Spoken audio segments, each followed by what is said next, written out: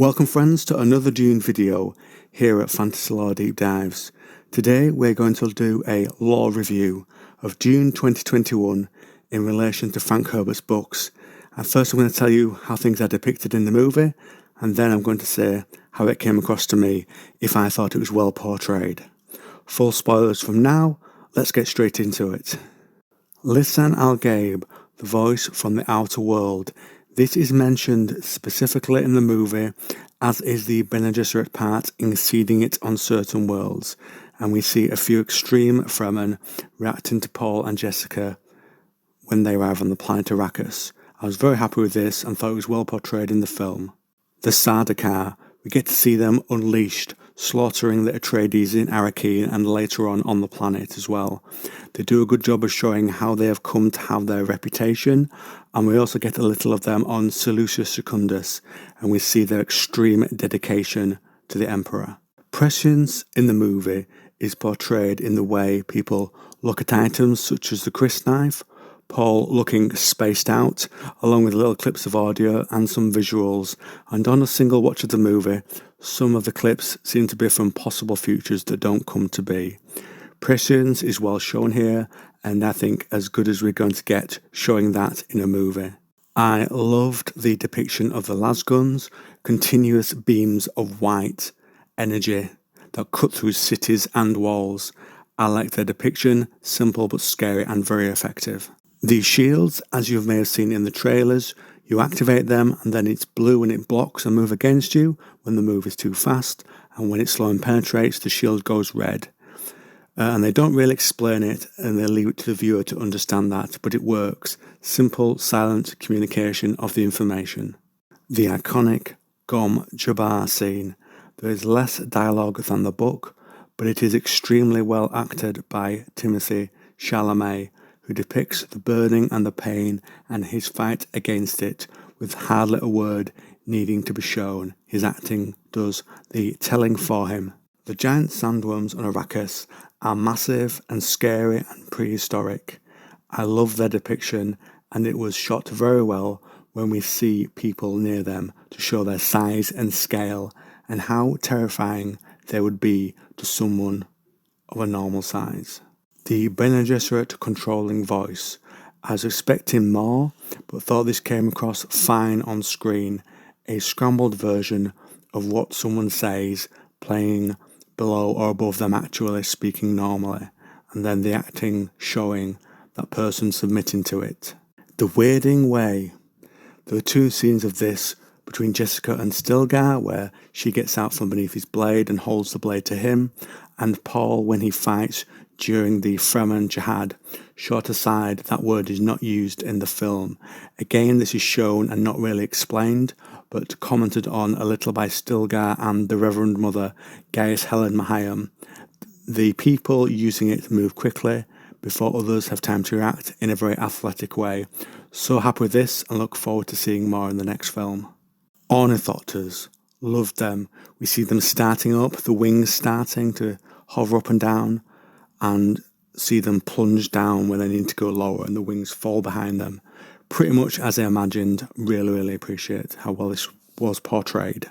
The Fremen themselves, we see their extreme reaction to the prophecy, and then mainly at the end where Paul and Jessica meet Stilgar.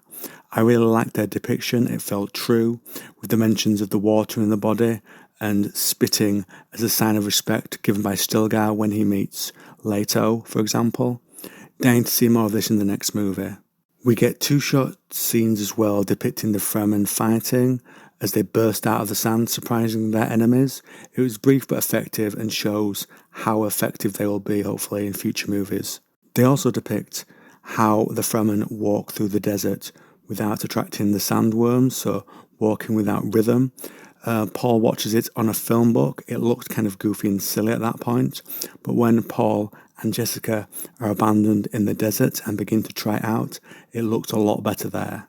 The Fremen Jihad. We see it through a vision Paul has in the still tent, and Paul talks about the war in his father's name, and it shocks and upsets him.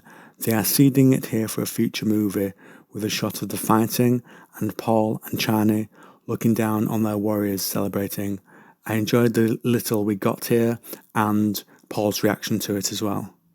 The spice melange. We learn of its financial importance to the Imperium and how that ties to the house who has Arrakis, but its larger significance, i.e. the lengths of what it can do, we only get through the prescience in Paul, really.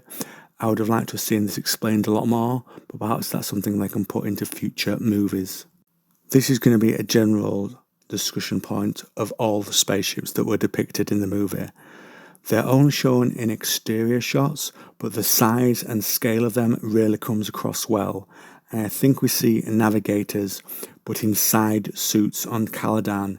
The inside of the helmets, faceplates is hidden, but you can see the spice gas beneath them.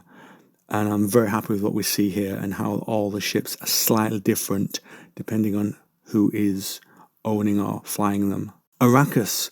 As soon as they land on Arrakis, it feels like a whole other place to Caladan and the other planets portrayed.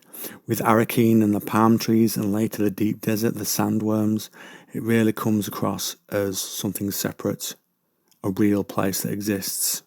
The Mentats' role is not really explained, but implied, and we hear nothing of the Butlerian Jihad. The mark on their foreheads showing imperial conditioning is there, and there is a moment where one of them rolls his eyes fully white into his head before answering a question. I think it's from the Duke. And that's all we get regarding their full abilities. We get what we need, but I would like to have seen a lot more shown about why they are so important in the Dune universe. The Benediction Sisterhood. We get their true purpose and their in-world purpose, i.e. to be behind the scenes controlling and advising.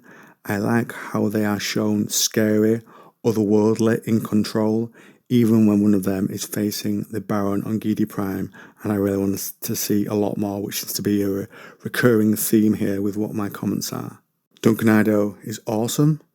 He does get a legendary death protecting Paul, though I didn't count 16 Sardaukar, but he does take out a hell of a lot of them. The Hunter Seeker. One of the disappointing parts of the movie to me, and an iconic scene in the books.